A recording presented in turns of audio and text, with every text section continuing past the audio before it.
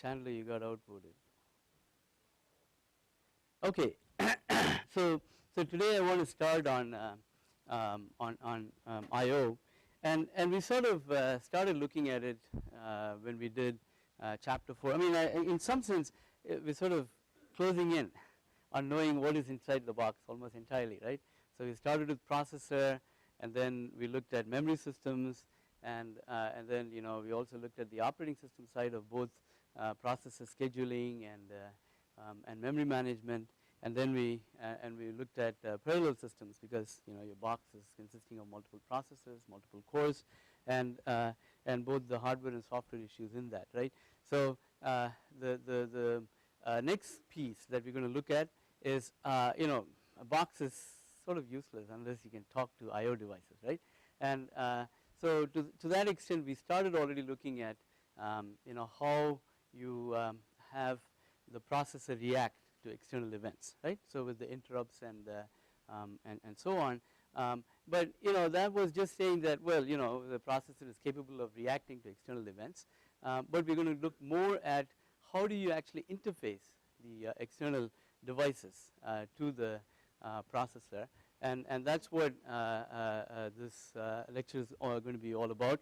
And in talking about that, there are two kinds of things that you have to worry about, what are called synchronous devices and asynchronous devices. And what is an asynchronous device? What is an asynchronous device? Eugene? Well, what does asynchronous mean? Let's start there. Pardon me? No. Okay. More?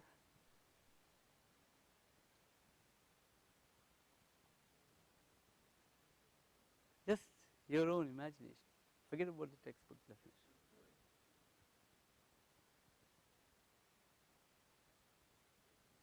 Pardon me? Okay, so you said two things. One is it's not synchronized and it can interrupt at any time. Let's put those things together. Dong, do you want to take a crack at it? Dong? Do you want to take a crack at it? Peter? Unexpected, or in other words, when you say synchronized, not synchronized, it is not synchronized with what? With what? With the processor, right? So the processor is continuously executing, it is working on a clock, right? And we know that in a pipeline processor you have a clock that is continuously cranking away, chugging instructions, and so when we're talking about an interrupt, it's an asynchronous event, and so when we say asynchronous, it means it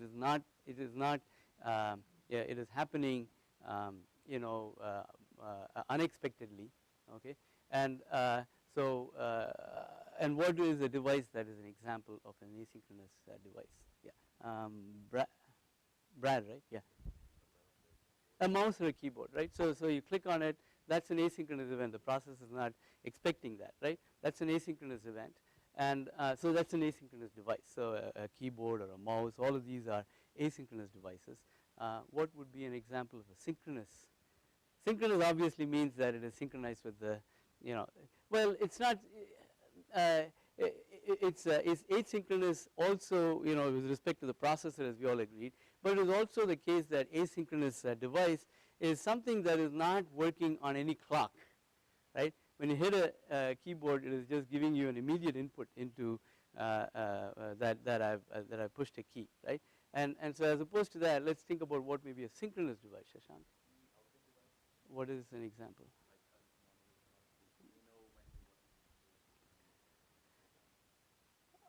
Okay, so you're saying that it is pushed out from the processor's point of view. But think in terms of a process device itself. So what would be an example of a device that is synchronous? CD drive, right? So a disk or a CD drive is synchronous because if you think about a disk, we're going to see later on that it is spinning at a certain velocity, and since it is spinning at a certain velocity, it's continuously pushing bits out. So it is on a clock that bits are going to be coming from the device. So that's an example of a synchronous device. Okay, so I want you to understand these two terminologies: asynchronous and synchronous devices. And then another term that I want to mention is character and stream, character oriented and stream oriented devices. So what would be an example of a character oriented device? Brad? Character oriented device. You gave me the example. Keyboard, right? So keyboard is you push a character, right? So it is one character at a time that you're actually sending into the keyboard, from the keyboard. And a stream oriented? Stream oriented? You guys, you can see me try, right? So that is stream, right? Because the minute you kick off reading from the disk, it is going to continuously keep coming, right? So you're getting a stream of data as opposed to a character at a time. That's a stream-oriented device. And sometimes these stream-oriented devices are also called block-oriented, block devices. And why is it called a block device, a disk? Why is it called a block-oriented device? Any idea? Pardon me? Block, what do you mean by block? What is your understanding? Amount of data. So later on we're going to look at the physical characteristic of a disk. What you'll find is in a keyboard you're pushing one character at a time, right? So you can actually send a character at a time from your device to the processor. But a block-oriented device, Jen, it's also character oriented because it is giving discrete inputs. Wherever there is a discrete input, right, that's a character oriented device. It's a discrete input that you're giving from a mouse. Its position is being sent one at a time, right? Whereas a stream oriented device, and it is actually continuously sending a whole bunch of bytes. And if you look at when you read from a CD drive or from a disk, what is going on is it is not sending one character it is sending one character at a time, but it is actually sending the character at a time continuously at a certain rate, right? And so the granularity, so the block oriented device has to do with the granularity of reads or writes. In a character oriented device, even a display, Shashank, you mentioned display, even a display, you're displaying one character at a time, right? So you can actually change one character at a time and push it to the device, right? But on the other hand, to the disk, can you write one character? You always have to write a block. Okay, even if it is only one byte that you want to write, you have to write an entire block. Okay, and the same thing is true of CD-ROM and so on and so forth, that reading and writing happens in coarser granularity, and that's why it is called a block-oriented device. Are these terminologies clear? I'll test you. Okay, so asynchronous, synchronous, character-oriented, and stream-oriented, block-oriented, all these are terminologies that you have to sort of understand. And what can you say about the speed of devices? What about the speed of devices? So we talked about character-oriented device and a disk, right? So character-oriented like a keyboard and a disk, which is a stream-oriented device. What can you say about the speed? Nick? Variable. Okay, so give me an example of a slow speed device. Keyboard is an example of a slow speed device, and the speed is determined by the user, right? You know, I'm a very slow typist. I'm a look and peck. And if you are a touch typist, maybe you're faster, but still you're not really fast, right? And what about a high-speed device, Alex? CD-ROM, disk, all of these are high-speed devices because you're reading block at a time, and so continuously you have to take those bytes as they come in and put it somewhere, right? And so naturally, block-oriented devices or stream devices are going to be faster compared to character-oriented devices. If you think about high-speed disks, what do you think is the transfer rate that you might get with a high-speed disk? Any idea? Pardon me? 12 gigs a second? Oh wow! Well, remember that if you think about it, we've got these guys, right? So there's a CPU. There's a memory, And now we understand this very well, right? CPU and memory we understand very well. And there is a bus that connects that. And now we're talking about I/O devices like a disk or a keyboard, right? This is supposed to be a keyboard. So we have these I/O devices sitting here, right? And now when we talk about the transfer rate, Ron, you said that gigabytes, right? Now, where are you going to put those gigabytes coming from the disk? Well, where do these things go in, Nick? Well, eventually, if I want to use it, I mean, ultimately, the programmer has to use those bytes, right? So it has to come to memory. It has to come to memory, or it has to come to processor registers, one of the two places, right? So it has to come to one of those places. Now, if I have a character-oriented device, okay, is it feasible to move it into a register? It's feasible to move it into a register because it is slow, right? And it's coming one at a time, so you can move it into a register. But what about stream-oriented? Can I move it into a register? You're getting a chunk of bytes, right? So maybe you're reading a sector of a disk, and that sector is of the order of 512 bytes or something like that. You don't have that many registers, right? So you have to necessarily move it into the memory. And so Ron, what that means is that the transfer rate from here cannot be higher than the transfer rate that's available here, right? So the bus transfer rate, the system bus in terms of processor memory communication is on the order of 200 megabytes per second in state-of-the-art systems. 200 megabytes or 250 megabytes is per second is the rate at which you can move bits between the processor and the memory. And therefore, any I/O subsystem better not be trying to transfer at anything faster than that, right? So typically, high-speed I/O disk is in the range of 150 megabytes or so per second. Nick?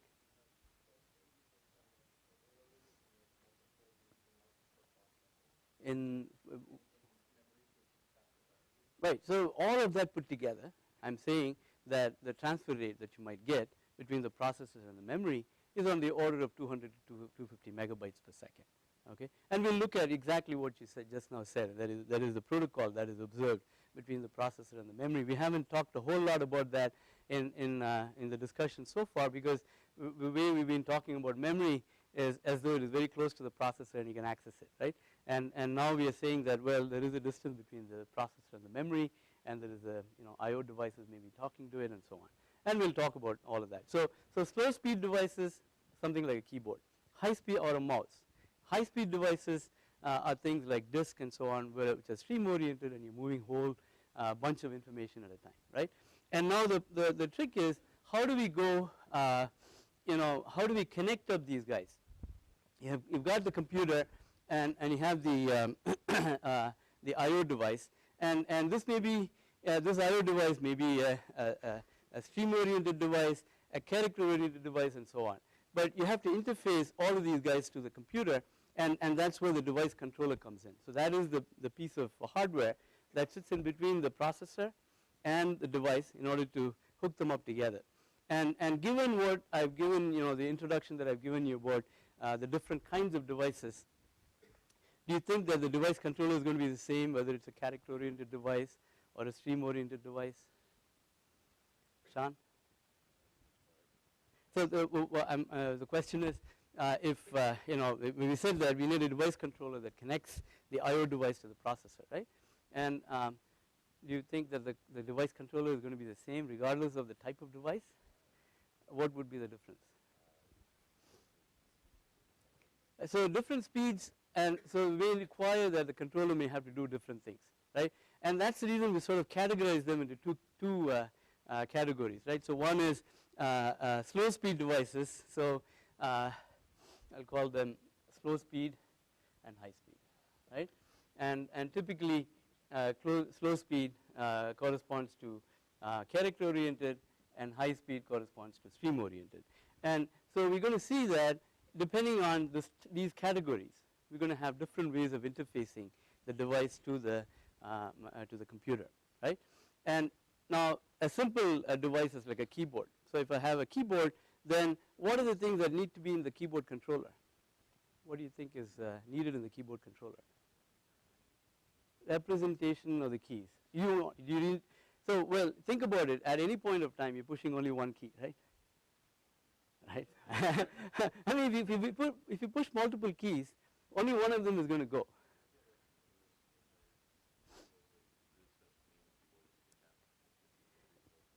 Well, even if it is the case, then at most there are a few keys that are being pushed, right? So let's think about a very simple keyboard like the one that you have here, right? So what is it that you need in the controller? Vladimir, what would you need in the controller? Yeah, so you need some way of knowing what was the key that was pressed, right? And that means that you need a register, right, in the controller that is going to say that this was the key that that was pushed by Sean, right? So that's the thing that's going to come into that keyboard controller. And how big should that register be? How big? Vladimir? Pardon me? How many? Do you need as many keys, as many buffers as the number of keys? Yeah, how many registers? One register, and how big is it? Well, you mean the binary encoding of that, right? So not how many keys, but the binary encoding of that. And this is where standards come in. And there are standards called ASCII standards. Don't ask me the expansion for that. It's American Society something. But this is a standards body that said that, you know, these are the set of keys that you have in a keyboard, and they're going to give particular encoding for those keys, and typically you need 8 bits to represent a key that you may.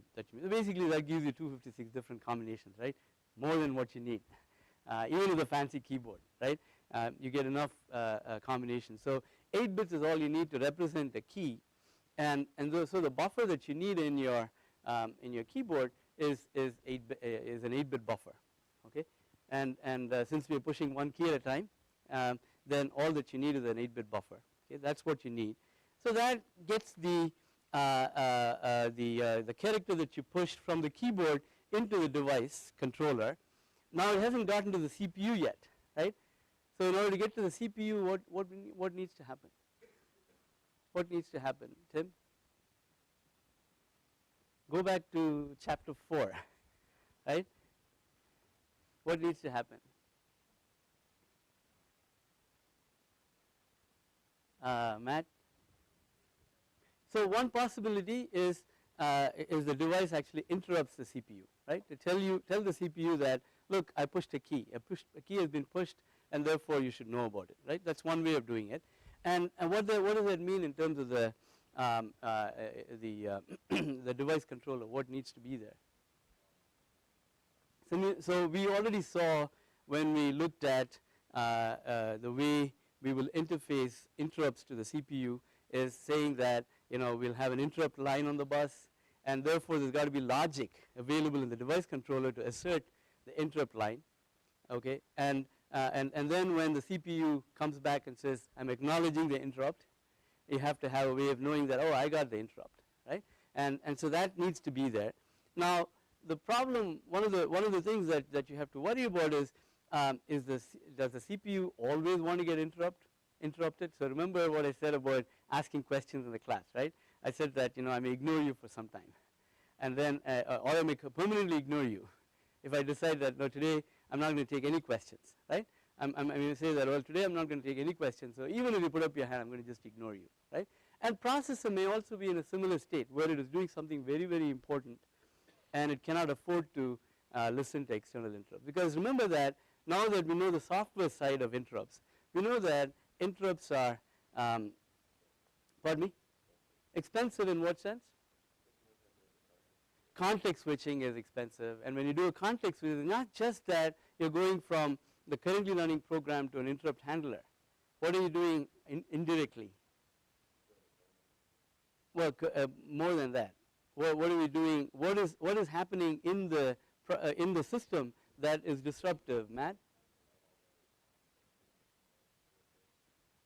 When you do a context switch, well, you don't always have to do that, right? Because we talked about paging and things like that. So you can have multiple processes co-resident in the memory, but there's more to it. No, what I haven't shown you is memory hierarchy here, right? So what is going on implicitly when I go from one context to one program to another one, should?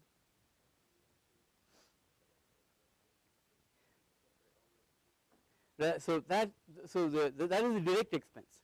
The direct expense is context switching, which means that save the registers and reload the registers for the new. But there are things that are happening indirectly or implicitly, Nick. Well, you don't have to flush the caches because caches are physical addresses, right? So they are physical addresses. You don't flush the caches, but you're on the right track. Ron? No, you don't have to say. That's exactly what you're saying. You don't have to do that. Let me pick on Olga. Olga? But the question is, what happens? What is it? Why is it that why am I having a blank? Why did I forget your name? Shane. Yeah. No, I wanted to say Sean, but Sean is sitting over there on your left. But Shane. Sorry. So Shane is saying that it is expensive, and I said that there is an explicit cost of saving and restoring context. But is there more to it than that in doing a context switch? Let me pick Matt. No, Alizar. No, but build on what Nick said. He said L1 and L2 cache, something to do with that. Shane. Right. So the point is that you don't have to flush the caches, but what we want to do is most of the time, all the time if we can, the CPU wants to work off of the cache, right? That's the most effective way to operate because the distance from the CPU to memory is too big. Because the ratio we are talking about is maybe a cycle to access the cache and 100 cycles to access the memory. And remember that if the CPU is going to take 100 cycles to access the memory, what's happening to the pipeline processor? Just stall, sending no ops, right? So very inefficient. And therefore, you want to avoid context switches as much as you can, but you have to take context switches every once in a while because you want to keep everybody happy, right, in time shared systems. So you do that, and for also when a process is doing I/O, you want a context switch and so on, right? All of those are good reasons for doing context switch, but there are times when you don't want to context switch. So for instance, if let's say I'm running a high priority process, right? In scheduling, we looked at different priority levels. So if you're running a high priority process, and if the I/O is on behalf, if the keyboard is being pushed on behalf of a low priority process, then you may want to ignore it for a while, right? So you have to have mechanism by which you can say that, well, I'm going to ignore interrupts for a while, and I may enable interrupts later on. So in other words, in the controller, we need smarts that says, when the CPU is enable interrupt, even though you have the ability to interrupt the processor has said that, no, I'm not going to listen to interrupts for a while, right? So those are all the things that you need in the device controller. So if you look at all the things that I said just now, if you put that together and you take a simple controller like the keyboard, what you need is a data register, right? Every time you push a key, it comes into the data register, right? And then you need a status register that says whether interrupt has been enabled. This is the interrupt enable bit. So the processor is going to say that, well, I'm going to listen to interrupts now. So it enables that. And then you have an interrupt flag that says that now I want to interrupt the processor. And it is the AND of these two things that results in interrupt being asserted on the interrupt line going to the processor. Is that idea clear? Is that idea clear? Okay. And what is this ready bit here? Any idea? I haven't told you what it is, but guess what it is. What is this ready bit, Nick? Pardon me? Yes, exactly right. So if I push a key, then a new data comes in here, and the controller is going to set this bit saying that I have new data for you. Okay. And now, when I asked how is the controller going to tell the processor that there is something to be read, immediately Matt said, oh, we're going to use interrupt. Right? That's one way of doing it. But interrupts we know is expensive also, And so another way of doing it is what is called polling. Okay? And polling is where the processor says, okay, every once in a while I'm going to go and look if there is something to be read, right? And if it wants to do that, it just has to look at this bit, right? It can check this bit to see if the bit is set. If the bit is set, then it knows that the data that is in this is fresh data, and therefore it needs to read it, right? And now the corollary to that is that when a processor reads this data, it's no longer fresh, right? So when you read this data, the controller knows that it has read this data, so it is immediately going to clear this bit. Is that idea clear? Right? So the ready bit is something that is set by the controller to say that I have fresh data for you, and when the processor reads the data, the ready bit is going to be cleared by the controller. Okay, and so this is your simple device controller. You can design it, right? Very simple in terms of what needs to be done in order to build a device controller for a simple device like a keyboard. Okay, all that we needed was two registers here and some control logic around that, and you're all experts in building state machines, control logic, and so on. So you can do that, right? So that's the keyboard controller. And now I've been glibly saying that the processor can read this register and so on and so forth. Let's go back to our LC2200. What are the instructions we have in LC2200? We have arithmetic instructions, logic instructions, one of each or two of each, and we have load and store instructions. How are we going to read? How are we going to move this data from? But trap? Well, you have traps, but how is that going to help you in reading? What I want to do is I want to read this register. Remember that processor, all that it can do is execute instructions, right? And so given that it can only execute instructions and it wants to read this data, and I said that, well, you can read this data into a register because it is only one byte of data that is sitting in this data register. So how do I do that? Well, you have to move it in a general purpose register, but in order to do that, the only instruction I have is load and store instructions, right? So I have load instruction that can take this and then put it into this, but for load instructions to work, does it work between registers? What does the load instruction do? It goes from memory into a register, right? So do I need new instructions or can I fake it? Is there something that I can do to, how can I fake it? Pardon me? No, we're not talking about direct access. We are talking about character-oriented device, low-speed device. The processor can actually do the work of moving that data from the register into a processor register, Matt. Well, but what are the operands for the add instruction? Registers, right? General purpose registers, but they're all inside the processor.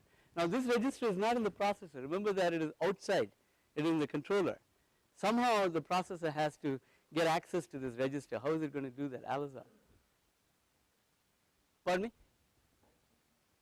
Move?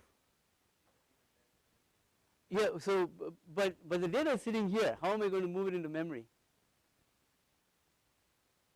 Eugene.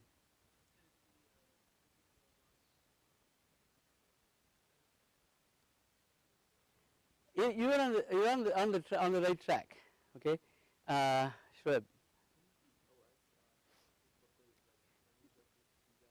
There you go. Shoaib is saying that, let's not think, what Shoaib is saying is, can we pretend that these are memory instead of registers? Because if you look at this, the controller is sitting here, right? This is the controller. And it's got some registers in the controller.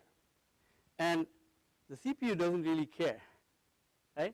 CPU gives an address and gets data back, right? When it does a load instruction, it gives an address, gets the data back.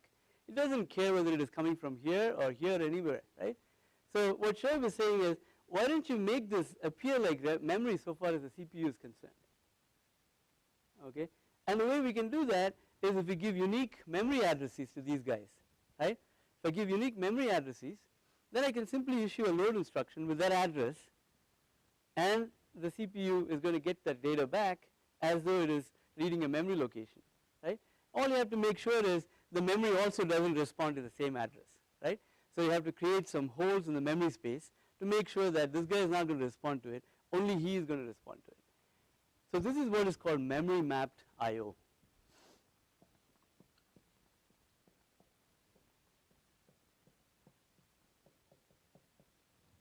So what we are doing is we are mapping the controller registers into memory addresses so that it becomes part of the memory space, and therefore we don't need any new instructions, right?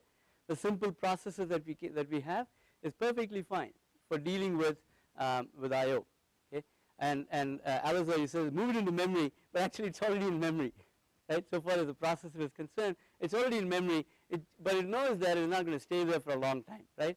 And therefore you have to move it out of this into processor register, or you can move it into memory if it wants. Whatever it wants to do, the processor has to do it. Okay, and for this reason, this is also what is called programmed I/O.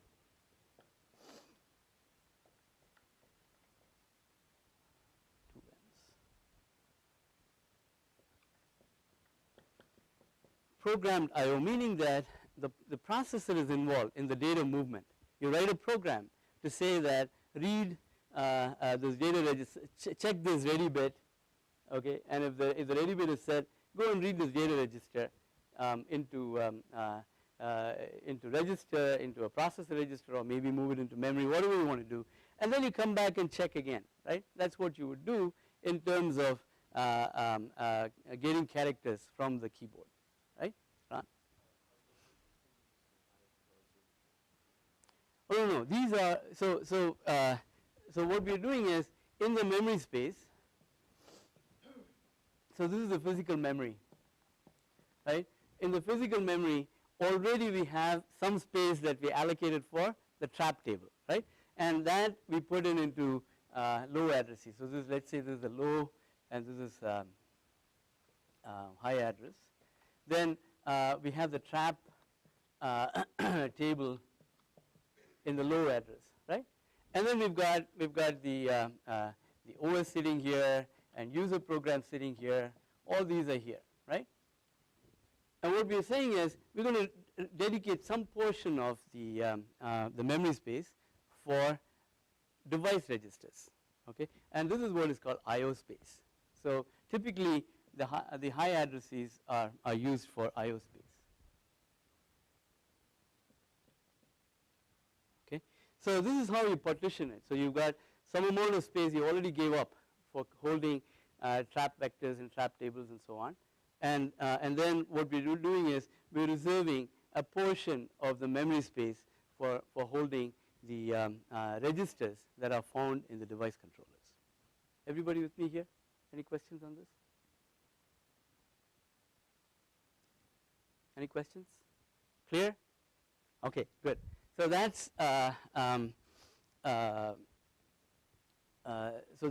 already mentioned memory mapped I/O. So what you're doing is you're giving it a particular address for the data register and a particular memory address for the status register. Once you've done that, then if the CPU issues a load instruction and gives this as the address, then you're going to get the contents of that, right?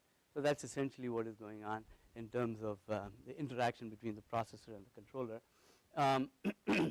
So the next thing that we want to think about is DMA. And so Alizar, you mentioned moving it into DMA.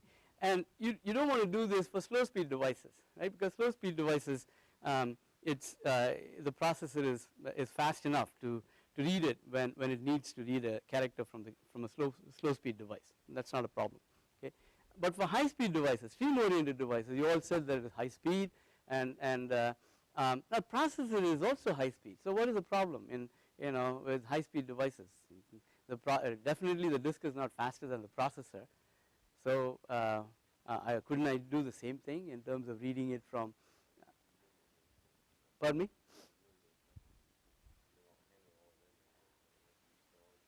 Right. So the point that Shane is making is that processor is a very precious resource, and you have other things to do, right? You have to run programs, and yes, you can actually do the data movement, but if you do that, then you're spending all the time just doing that, right?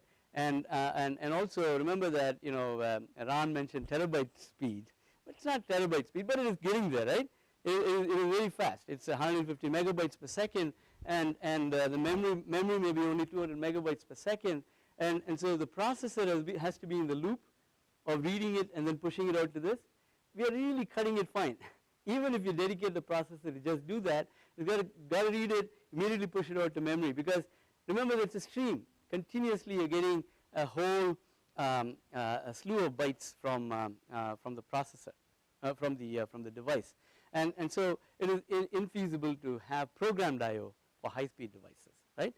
Because it is a synchronous device, stream-oriented, and you can read only a block at a time, not a character at a time, and therefore you have to necessarily accommodate that speed somehow. Okay, I mean it's sort of like if you know, if I'm trying to fill a vessel with water that is coming from a faucet, right? So you know, if I cannot put the vessel directly under the faucet, then I'm going to use a little cup or something like that to catch it and then put it into this, right? And if I do that, I can, you know, it's continuously coming, and so what I have to do is I have to catch one cup of water, turn off the faucet, right? Put it in this, and then go to the faucet again, open it, get another cup of water, and then put it into the container, and so on, right? That's exactly what you're going to do with DMA, right?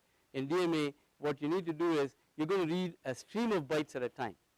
You cannot read one character at a time, but you're going to read a stream of bytes, and that stream is well defined a priori. You know, in designing the device characteristics will tell you that a sector is 512 bytes, and if a sector is 512 bytes, that's the smallest granularity of data that you can read from the device, right? And therefore, the cup that you build is going to be big enough to hold 512 bytes, and that is what is called a buffer, right? So what you need is a buffer in the controller that is at least as big as one chunk that you might read from the device, right? Once you get that into the controller, then you can move it out of the controller into memory. And here, as I said, you know, at this point, you cannot use a CPU for that because it is, Shane mentioned that it's a scarce resource, and you don't want to waste it, and it is also pushing the limits in terms of transfer rates capabilities, right? And the important point is that, you know, you have a buffer, it is finite size, it's finite size buffer, and you get data into this buffer, and let's say that I've given a command to read 5 sectors, okay, and I have a buffer that is only as big as one sector, okay. Now the disk is going to continuously read 5 sectors after it has read the first sector, so you better move this one sector out, right, before the next sector comes in. Otherwise, that buffer is going to be overwritten by the new contents that is coming from the disk, right? And that's the reason that you have to worry about that and make it a direct memory access.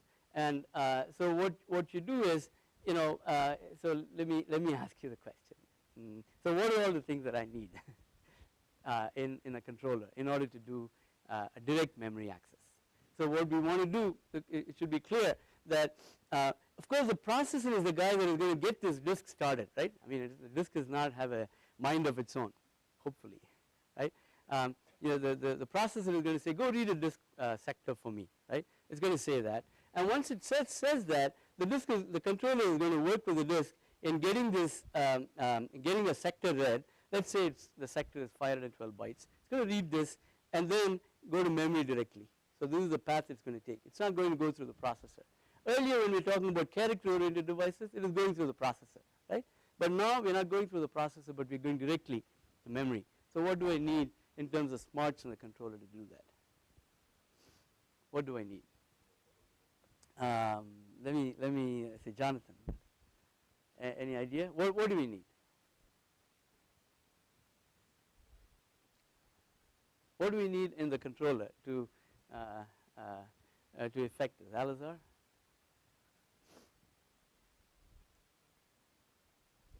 Pardon me?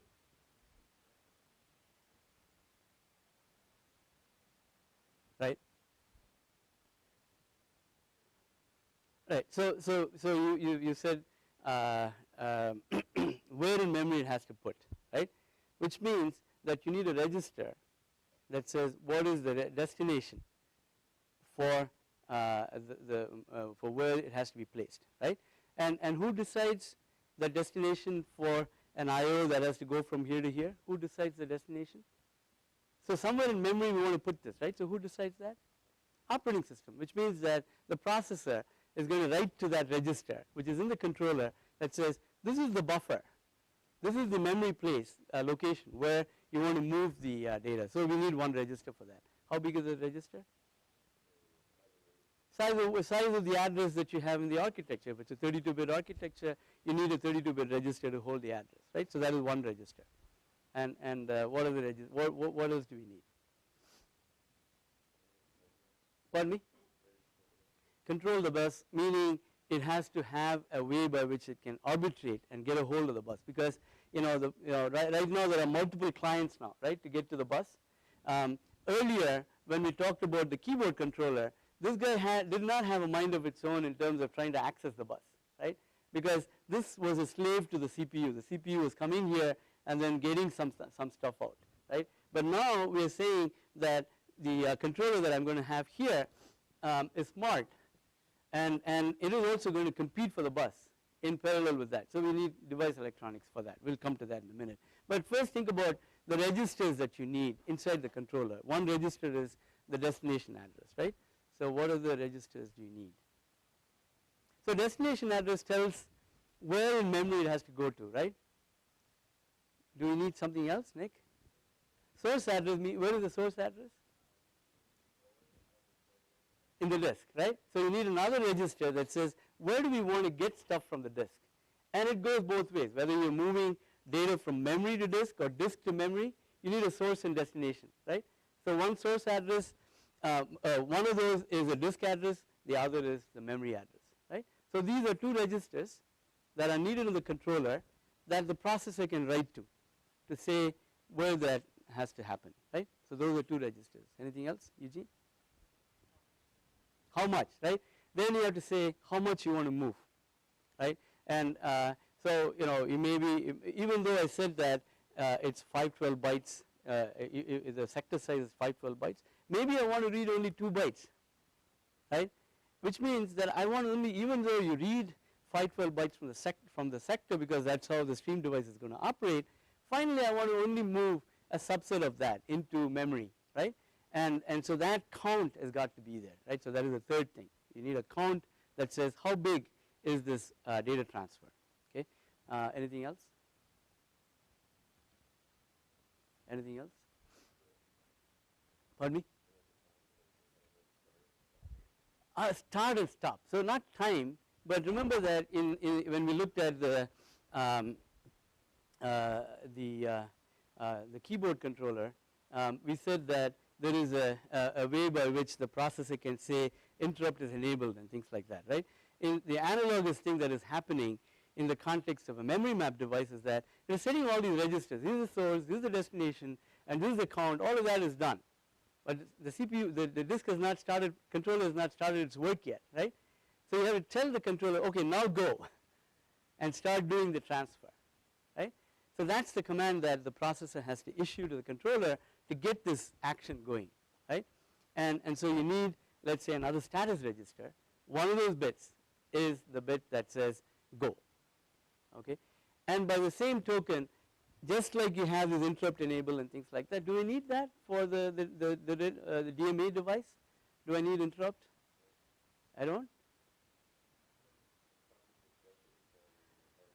Okay, and so anyone think that we need interrupts? When it's done, you can kickstart the device. Well, but at some point you need to know. Remember that polling is expensive, so we want to avoid polling at all costs, right? And therefore, we want a way by which the processor can know that the interrupt is, the transfer is done, right? So similar to the interrupt enable and interrupt flag, you're going to have similar things in. So you all have designed the DMA controller now. So this is exactly what the DMA controller is. So you can see that what you have is a device address, a memory buffer address, right? And then you have the command. What is the command that you want to give? You want to give it a read command or a write command. So you need to specify that. And then a status register that says there's a go bit and an interrupt enable bit, interrupt flag, and so on and so forth. And this is the buffer that I mentioned.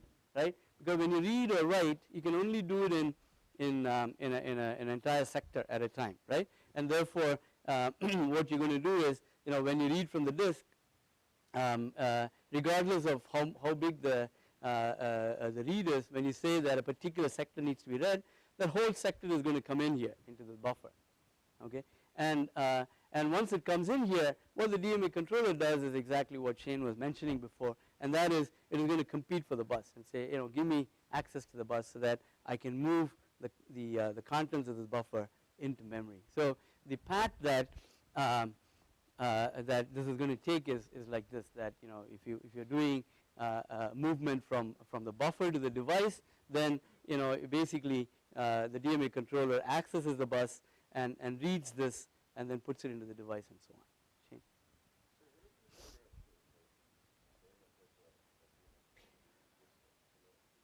Yeah. Basically, the interrupt handler for a high-speed device is going to basically say that, well, interrupt is complete, and it may be that the interrupt is to say successful completion or failure, right? For instance, suppose you try to read a device address that is invalid, right? Or a memory, you're trying to move it into a memory buffer that is invalid memory address.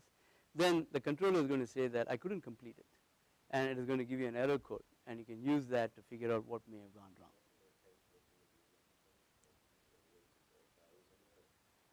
Oh, so you mean in the contents of these buffers? See, when the transfer is failed, it doesn't really matter. Right? It doesn't really matter what the contents are, because basically you've aborted the transfer.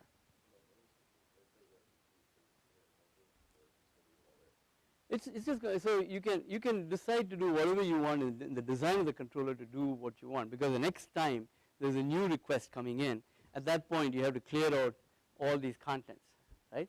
So you're going to do that at some point. You can do it at the time that an error happened or subsequently when a new command happens, right?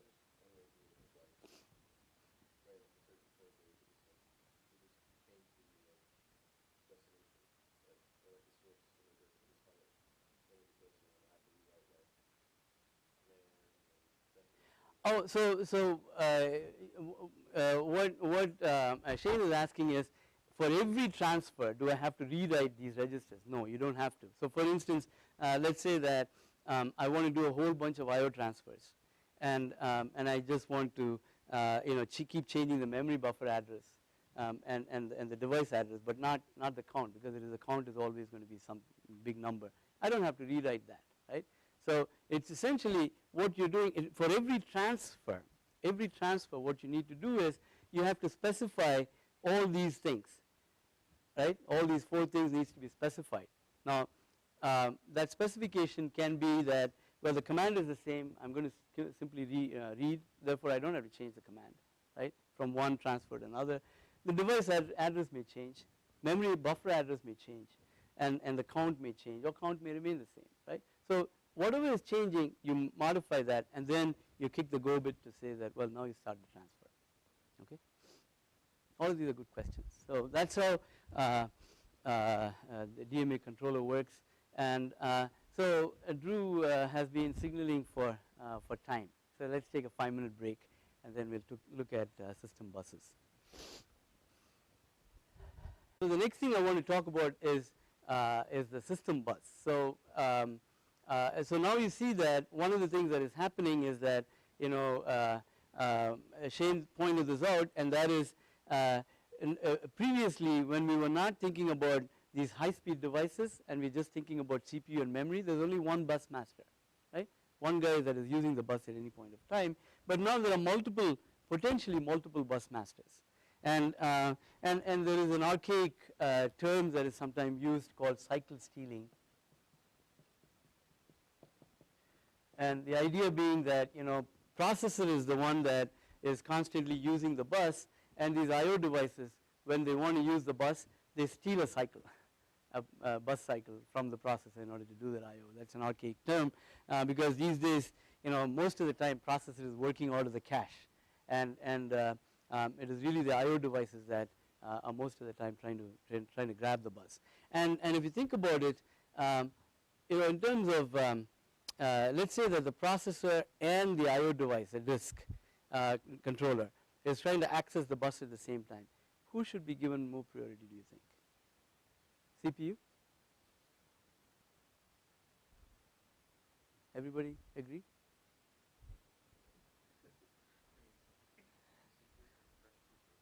It's a precious resource. Okay. Well, but think about what is the worst thing that can happen if you starve the processor. Yeah, okay.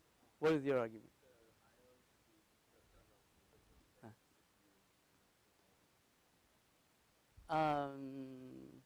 Well, more to it than that. So think of data loss. If the CPU asks for, if I starve the CPU, what is the worst thing that can happen? What is the worst thing that can happen? Nick?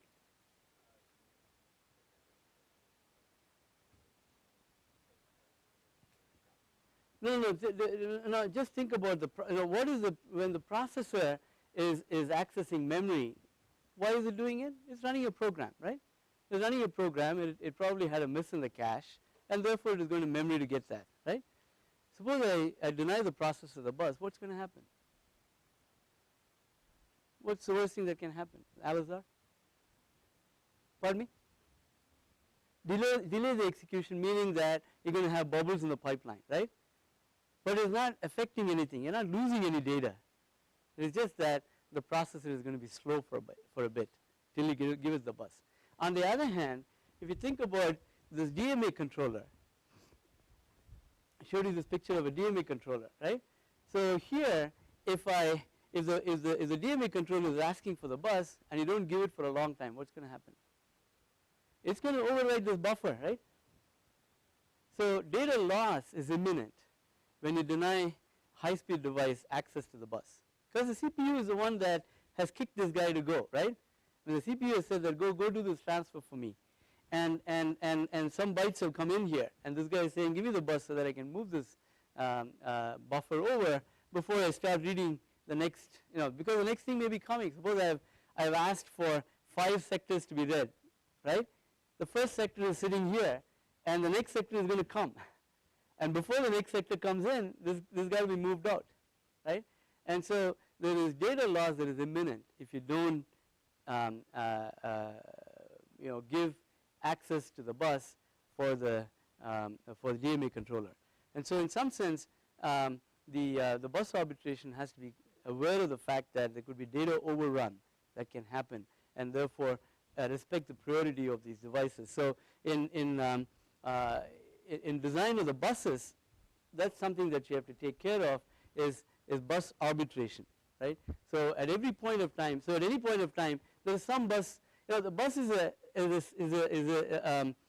precious resource also, and you want to make sure that the bus is available for the processor all the time as much as possible. But if there is an I/O coming in, you want to let that I/O also sneak in and get access to the bus so that there is no data overrun, right? So all of those things have to be done. So on the bus, so far when we talked about this bus between the CPU and the memory, we know there is address and data lines. That's pretty obvious, right? So you have to give an address and you get data back or write to memory. You need that. And you need a command lines, right? What are the command lines? What are the command lines on the bus? Jen?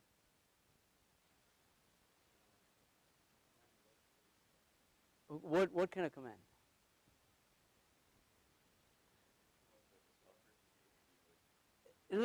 Just think about processor and memory. Forget about I/O for a minute. Just forget about I/O for a minute. Just think of processor and memory. You got address and you got data, and you have command. What is command? Read or write, right? So the minimum you need read or write commands, right? And you might actually have, because you have caches, you might actually say, block read, right? And things like that. So you may have a set of commands available on the bus that says how to access the memory, right? And that's what command lines are. And even before we talk about I/O, we need these, right? Just for the processor memory interaction, You need address lines, data lines, and command lines. Okay. Now you bring in I/O devices, then we already know that in order for the I/O device to interrupt the processor, you need interrupt lines and interrupt acknowledge lines, right? That's additional lines on the bus. And now we add for DMA devices bus arbitration lines, right? And bus arbitration lines say that, you know, how do I compete for the bus? But because at any point of time, somebody is using the bus. Maybe the processor is has made a load request, and so it is using the bus to get the data from memory.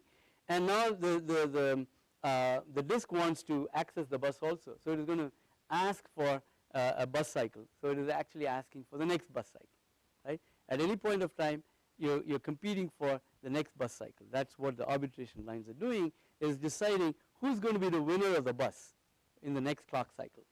Okay, the current clock cycle, somebody is doing the transfer. In the next clock cycle, the bus cycle, we are making a decision who's going to get a hold of the bus. So that's what bus arbitration lines do. And now there is a you may have heard of a PCI bus. Have you heard of PCI bus? Have you heard the term PCI? And what do you know about it, Ron? Right. So what is the difference between system bus and a PCI bus? Which one? The PCI bus. And what is a system bus? What is a system bus? That's the bus that connects your CPU to memory. So there is a tension between sort of you know, these box makers wanting to have proprietary stuff, and at the same time being able to support you know, arbitrary third-party vendors, right? So if you think about it, if I'm an Intel or a Dell, I'm a Dell, I'm making a box. I want to keep this proprietary, right? I don't want people to know details of my system bus, how it operates and things like that.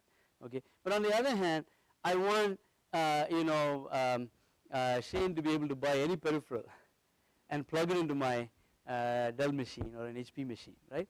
If I want to do that, then I have to have compatibility for arbitrary devices to plug into my system. And that's sort of the tension that exists. And that's the reason that you have system bus, which is proprietary usually. You cannot know the details of that.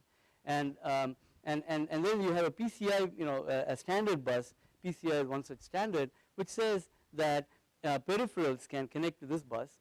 And there's usually a bridge between this PCI bus and the system bus. Because ultimately, you know, if I think about a high-speed device like this, it has to get into the memory. And so it can talk to the PCI bus, and through the bridge, it can get to the memory. Yeah, Shane? And the transfer protocol that you're using, because in the system bus, there are various things that are going on. You know, the way the protocol works between the processor and the memory in terms of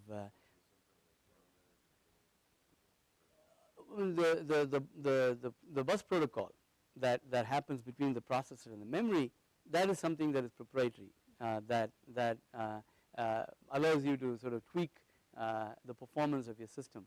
And so if you want to compete and say that my box is better than yours, if you're an HP, and then the way you're going to say that is because my performance is better. And why is it better? Because the memory system is better. And why is the memory system better? Because I have a superior bus structure, and I don't tell you what it is, right? So this is the way you can compete with one another, right? You know, it's a bunch of wires, but things go on the wire, and how they happen on the wire is the proprietary stuff, right? And there are, and I'm not going to go into the details of that, but there are various ways of doing it. There is, you know, Nick mentioned earlier that there could be multiple things happening on the bus at the same time. So for instance, one of the things that is commonly done in system buses is that, you know, you may have multiple outstanding transactions. I may give a memory request, and you know, I don't want to hold on to the bus, because the memory may take its own sweet time to actually read that contents of that, and you may relinquish the bus, okay? And eventually the response may come back from the memory. So these are what are called split transaction buses. All of these are proprietary protocols that exist on these system buses that may not be visible outside, okay? And so I, as the designer of the box, make those decisions. in how I want to structure that. Okay, and on the other hand, if I want peripherals to talk to my box, then I have to necessarily open up something, and that's where these standards come in. So PCI is one such standard, so that any device manufacturer can come up with a controller that will plug into it and allow you to talk to the processor. Yeah, Shane.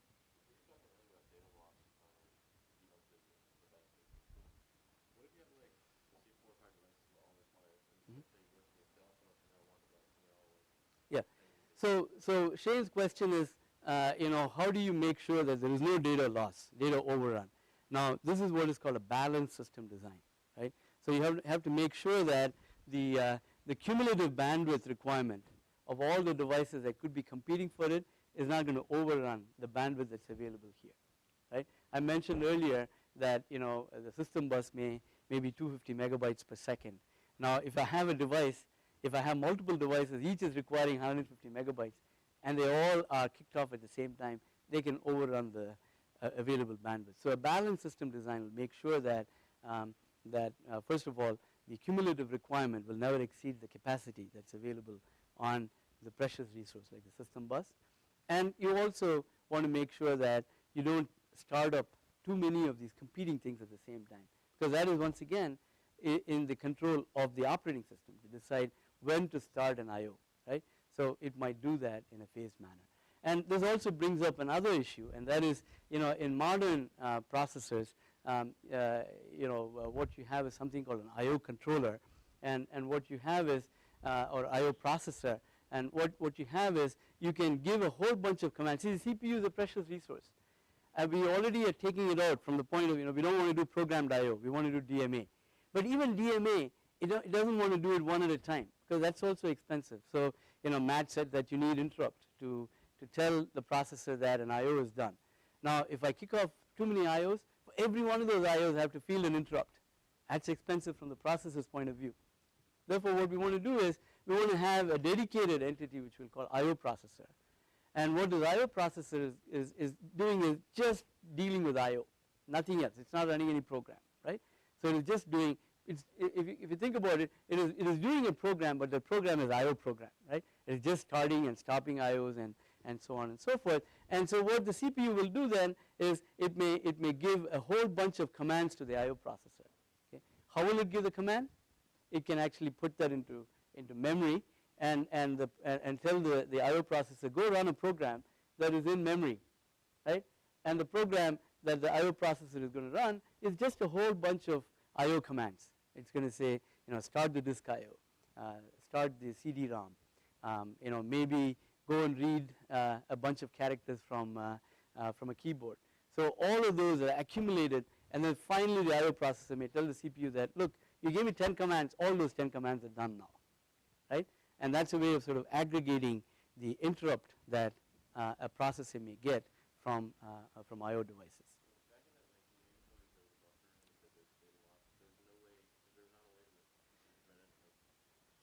No, you can still have data loss if for instance I run a high priority process and it is hogging the bus and so on, or I start too many I/Os, it can result in data loss.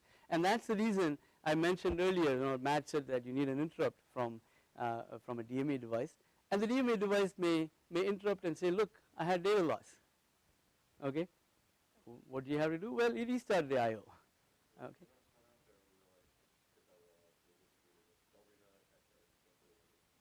You mean the controller? Yeah.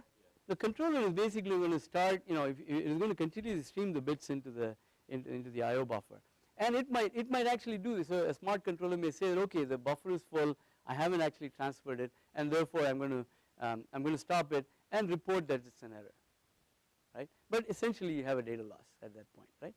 So one way or the other you're going to have a data loss. So that's how the modern systems look, and in fact, if you go back in time, IBM was the manufacturer that came up with this idea of an I/O processor for high-end systems.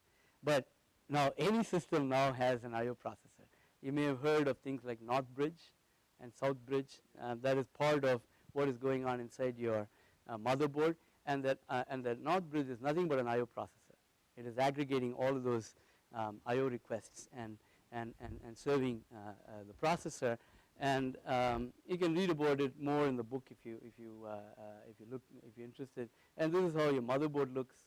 And you know, towards the end of this semester, I'll bring some hardware so that you can actually look at some of the hardware. So the North Bridge and South Bridge. So the North Bridge is the one that is dealing with high-speed devices, and the South Bridge, you don't really want the processor to be in the middle of any I/O.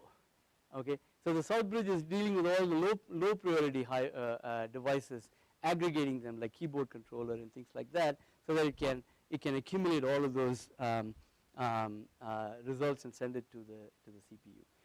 So the other thing I want to mention is that now we've got the device controller, but in the operating system we need an entity which we call the device driver to actually get this going, right? So far, if you look at the operating system stack that we've looked at, we know that there is a system call and trap interface, right? So there is, you know, for making I/O calls, or for reacting to interrupts, or for dealing with exceptions that might happen in the program. You have this system call and trap interface. And we also looked at CPU scheduler and memory manager. That's also part of the operating system. And we also have seen interrupt handlers and trap handlers, right? Those are all the things that we've seen so far. And now we're adding an extra layer in the operating system stack, which is called the device driver. So which is specific to each device. And that is the one that is going to do whatever needs to be done. So if it is a simple device like a character device, then the device driver is very simple, right? It is just reading one character at a time and then you know, moving it into memory and then going back to reading it again. On the other hand, if it is a device driver for a more sophisticated device like a camera, right? If you think about a PTZ camera, pan, tilt, and zoom, there is control function, there is data function. All of these are in that device. So the device driver has got to have the smarts for actuating the camera to move, to do the data transfer, and so on and so forth, right? So all of those things become part of the things that go into a device driver. And in the book, I give you a very simple example of how you can write a device driver for a PTZ camera. And if you think about it, a device driver is nothing but any other program that you've written, right? So if you've written a Hello World program, you can bootstrap from that to write a CPU scheduler, to a memory manager, to a device driver, anything. All of these are just steps that you take. So there's not any rocket science in terms of what you do. The only thing that is different in some sense about a device driver program as opposed to your Hello World program is the fact that there can be things that can go wrong in a device which is not under your control, right? So for instance, you know, somebody may unplug the device, right? or the device may quit working. So you have to be ready for dealing with these sort of abnormalities that can happen in the device itself, and be able to take care of that in the device driver code. So that's the thing that makes device driver code very tricky, and one of the biggest sources of the blue screen of death that you might see on your Microsoft Windows, right? Usually it is, and the reason it's why is it that the device driver code a hairy thing compared to the rest of the operating system? Why is device driver why is it that Microsoft has very smart people? So why is it that all of the device driver code is not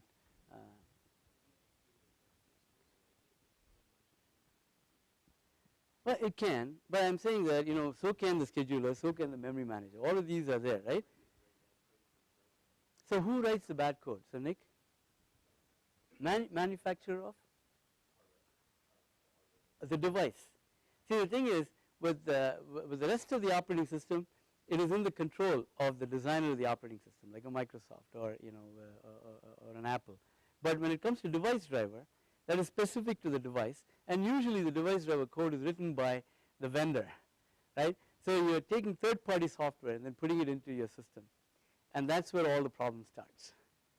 Okay, and so when you know, in some sense you're taking some code that is untrusted, right, and you're hoping that it won't misbehave, but there's no guarantee, right? And that's the reason that device driver code is one of the hairiest pieces of software in terms of, not in terms of writing it. It is just that, you know, you don't know whether you can trust the people who may have written the device driver software, and that's really the problem that makes it hard. Okay, so this is the device driver example that I have it here, but I have it in the book also. Yeah, take a look at it. Just giving the skeleton for that. It is not giving you actual code, but it is giving you the skeleton for how you would go about writing a device driver for something like a camera device. And this table summarizes all the different devices. We talked about different speeds for the devices, and they're all captured here. And you can see that you know, most of the devices today require them to be DMA, or in other words, there are very few devices that are slow enough that you can do programmed I/O. Okay, most of the devices would require you to do direct memory access, and even for the slow speed devices, as I said, in order to make sure that you take the CPU out of the loop, you give it to an I/O processor to actually handle the I/O and report the result. So we'll stop here, and I don't have time to do the PRS today. So the next thing on Thursday, I'll start on network, because your project, the fifth project, is on network. So we'll look at network first, and then we'll come back to disk and the storage system that is built on top of it.